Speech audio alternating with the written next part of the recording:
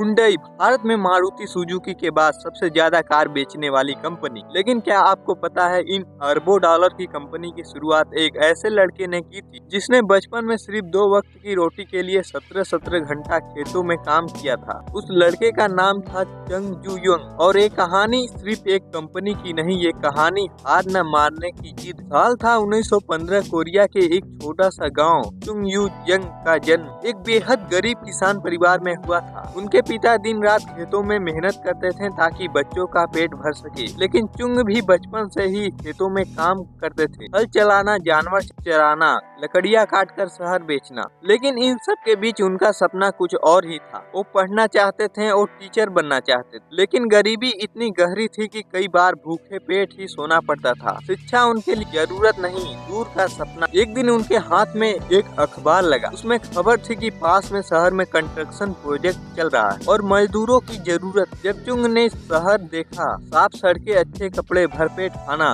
तो उनके मन में एक सवाल उठा, अगर ये लोग ऐसी जिंदगी जी सकते हैं तो मैं क्यों नहीं। लेकिन उनके माता पिता उन्हें जाने नहीं देने वाले। इसलिए 1932 में सिर्फ 16 साल की उम्र में चुंग घर से भाग गए। शहर पहुँचे। कंस्ट्रक्शन साइट पर मजदूरी मिली। काम बेहद कठिन था, पैसे बेहद कम। लेकिन चुंग खुश थे क्योंकि पहली बार वो अपने दम पर कुछ कर रहे थे। 2 महीने बाद पिता ने उन्हें ढूंढकर और जबरदस्ती घर वापस ले आए। लेकिन अब चुंग का मन खेतों में नहीं लगता था। उन्होंने 2 बार और घर से भागने की कोशिश की। हर बार पिता उन्हें वापस ले आते। आखिरकार 18 साल की उम्र में चुंग ने ठान लिया, अब चाहे जो हो जाए मैं वापस नहीं लौटूं। वो सिहोल चले गए, साउथ कोरिया की राजधानी। पहले कंस्ट्रक्शन मजदूर बने, फिर एक फैक्ट्री में असिस्टेंट। कुछ समय बाद राइस स्टोर में डिलीवरी बॉय की नौकरी मिली। चुंग हर काम पूरी ईमानदारी से करते, समय पर डिलीवरी, कोई शिकायत नहीं। स्टोर का मालिक से इतना प्रभावित हुआ कि सिर्फ 6 महीनों में उन्हें डिलीवरी बॉय से स्टोर मैनेजर बना दिया। फिर आया 1937। स्टोर का मालिक बीमार पड़ गया और कारोबार संभालने की हालत में नहीं था।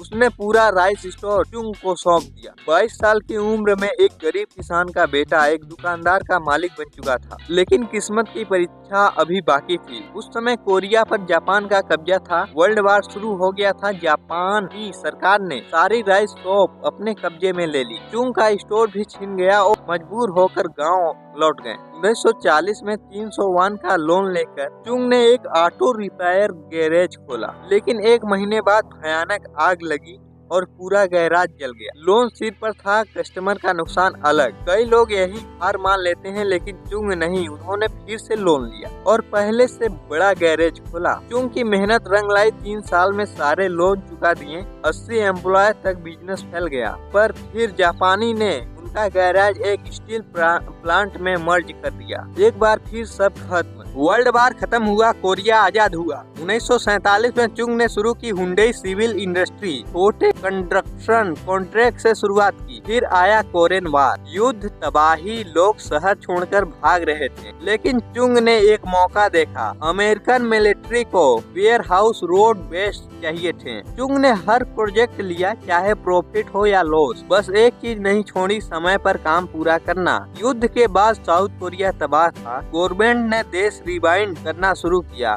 Expressway, drums, power plant. Hyundai को सबसे बड़े कॉन्ट्रैक्ट मिले। अब हुंडई सिर्फ कंपनी नहीं, नेशनल बिल्डर बन चुकी थी। 1960 में गवर्नमेंट पॉलिसी आई, फॉरेन कार कंपनी तभी आएगी जब लोकल पार्टनर होगा। चुंग ने मौका नहीं छोड़ा। 1967 में शुरू हुई हुंडई मोटर कंपनी। फोर्ड के साथ पार्टनरशिप हुई। असेंबली प्लांट बना। पहली कार लॉन्च हुई, लेकिन वो फेल हो गई। फिर 1969 में भयानक बाढ़ आई, पूरा प्लांट डूब गया। कंपनी बंद होने की कगार पर थी। 1974 में फोर्ड ने पार्टनरशिप तोड़ दी। अब हुंडई के पास टेक्नोलॉजी नहीं थी, पार्टनर नहीं था। लेकिन चुंग ने हार नहीं मानी। उन्होंने मित्सुबिशी से टेक्नोलॉजी ली, ब्रिटिश इंजीनियर हायर किए और खुद की कार डेवलप की। लॉन्च हुई Hyundai Pony, affordable reliable made in Korea. कुछ ही समय में साउथ कोरिया की 60% मार्केट शेयर हुंडई के पास थी। हुंडई ने एक्सपोर्ट शुरू किया, यूके, कनाडा, फिर यूएसए।